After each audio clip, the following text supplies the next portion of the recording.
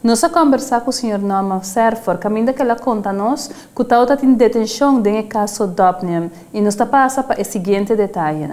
Bom, eu houve mais detenção está tomando lugar, mas isso que não está com o Ministério Público para papel e a polícia diariamente está em detenção importante.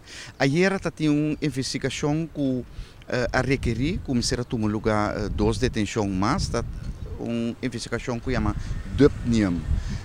Dopnium é uma investigação na onda placa de governo agora gastar via de organização BZV para comprar mondkapjes, para tapar a boca. E bestelling agora sim, é pago agora sim, mas nunca o material não chega a sua destinação. Então, estamos falando de fraude hoje.